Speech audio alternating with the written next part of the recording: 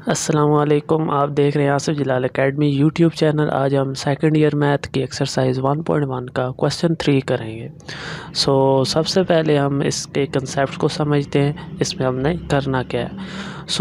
थोड़ा सा कंसेप्ट समझने के लिए मैं आपको वाइट बोर्ड में लेके जाता हूँ। यहाँ पे आपको एक कंसेप्ट बताता हूँ, वो है देखें, अगर हम लिखते हैं यहाँ पे y = f ऑफ x, ठीक है। तो इसको हम कैसे पढ़ते हैं, इसको हम पढ़ेंगे y is the function of x, ठीक है। देखिए y इज़ अ आगे function of bracket means of x, ठीक है।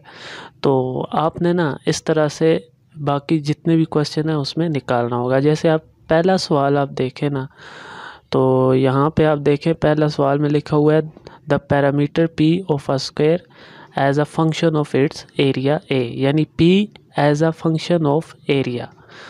इसको आप किस तरह से निकालना होगा, यानी कि आपका जो आंसर आएगा वो कुछ इस तरह, p is a function of, यहाँ पे कुछ भी नंबर आ सकता है और यहाँ पे एरिया आएगा, यानी ए आना ज़रूरी है, एरिया।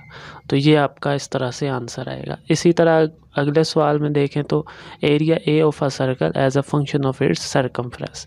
अब area as a circumference, area is a function of circumference, यानी यहाँ पे कुछ भी आ सकता है, साथ में सी लाजमी आएगा।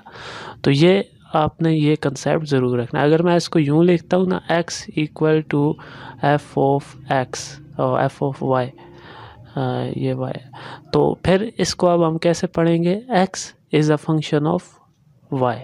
ये छोटा सा कंसेप्ट है, इसकी बदौलत ये सवाल बहुत आसान हो जाता है। तो इसमें ना अब देखें पैरामीटर, पहला पार्ट हम देखें तो parameter p of a square as a function of its area a। तो आपको स्क्वायर बात हो रही है इस वाले स्क्वायर की, तो स्क्वायर का जो पैरामीटर है वो इसके एरिया का फंक्शन है। तो यानी आपने पहले इसका स्क्वायर का पैरामीटर भी निकालना है, ठीक है। पैरामीटर क्या होता है कि चारों साइड का सम। हम फर्ज कर लेते हैं कि इसकी लेंथ x है और विड्थ भी x है, तो पैरामीटर क्या आएगा, इन सब का सम, यानी हम ये सारी साइड का सम निकालते हैं तो पैरामीटर ऑफ स्क्वायर आ जाता है जो कि 4x। इसी तरह एरिया क्या होता है, लेंथ मल्टीप्लाई बाय विड्थ, तो x को x, लेंथ भी x है, विड्थ भी x है, दोनों को मल्टीप्लाई किया x² आ गया। तो अब ये आपका आ गया। अब हम आते हैं कि इसको हम किस तरह से निकालते हैं, इसका जो आंसर बनाना है वो। तो अब हमने करना ये है कि p इक्वल रखना है, आगे कुछ फंक्शन ऑफ a आना चाहिए। तो p = फंक्शन ऑफ a। तो अब देखें p के आगे देखें क्या है, x मौजूद है। तो अगर हम इस x की जगह पे किसी तरह से यहाँ से वैल्यू निकाल के पुट कर दें तो ये हमारा जो गोल है वो अचीव हो जाएगा।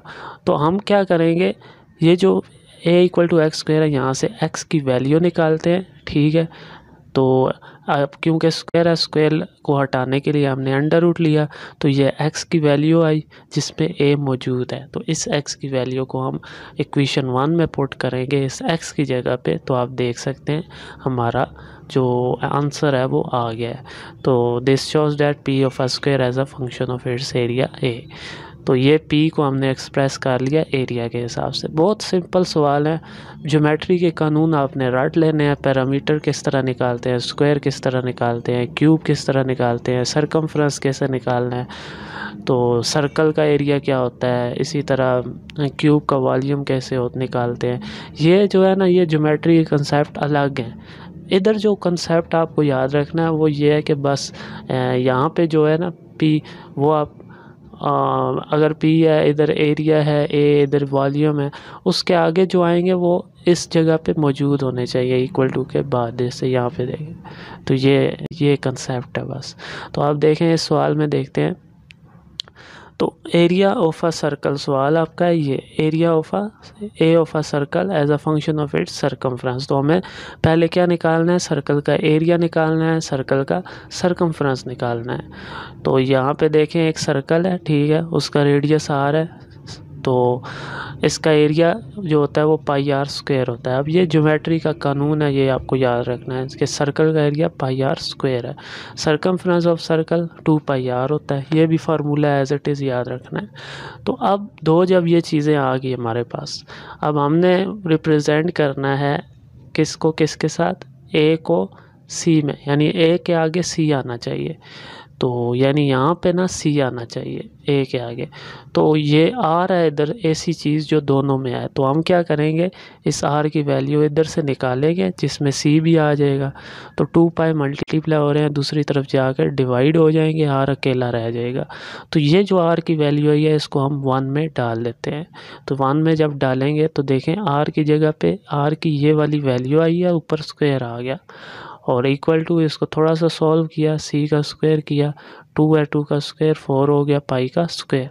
तो ये वाला पाई है ना स्क्वायर, इस पाई का स्क्वायर ऊपर वाले पाई से कैंसिल हुआ और ये आंसर आ गया। आगे आते हैं नेक्स्ट पार्ट की तरफ। इसमें है volume V of a cube as a function of its area A of its base. तो कहता है एक वॉल्यूम है, ठीक है, वॉल्यूम क्यूब का वॉल्यूम, क्यूब कहते हैं जिसमें 3 एक्सेस मौजूद हों, जैसे ये डब्बा जिसको हम मतलब बॉक्स कह लें। तो ये बॉक्स का ना आपको क्या करना होगा, इसका वॉल्यूम को इसकी बेस के आपने एज अ फंक्शन शो करना है। तो एक बॉक्स है, इसका वॉल्यूम क्या होता है, तीनों एक्सेस को मल्टीप्लाई कर दें तो x into x into x x cube हो गया, ठीक है, ये वॉल्यूम आ गया। एरिया निकालना है इसका बेस का, तो ज़ाहिर बात है सिंपल सा लेंथ मल्टीप्लाई विथ, तो ये हमने किया है, एक्स स्क्वायर आ गया। अब देखें दोनों में वॉल्यूम को ए के रिप्रेजेंट करना है, ठीक है, तो वॉल्यूम को ए के हिसाब से प्रिंट करना, यानी कि वॉल्यूम के आगे यहाँ ए आना चाहिए। तो इधर भी देखें एक्स ही एक ऐसी चीज़ है जो हमें दिलवा सकता है ए। तो हम इधर से ए इक्वल टू एक्स स्क्वायर से एक्स की वैल्यू निकालेंगे, या अंडर रूट लेंगे, स्क्वायर कैंसिल हो जाएगा रूट से, तो आपके पास अंडर रूट ए आ जाएगा एक्स की वैल्यू। इसको हम पुट कर देंगे इक्वेशन 1 में, इक्वेशन 1 की जगह हमने रखा, तो ये आपका v as a function of area आ गया। तो क्योंकि अंडर रूट की वैल्यू होती है 1/2, देखें अंडर रूट की वैल्यू है ना 1/2, ये इस तरह से है।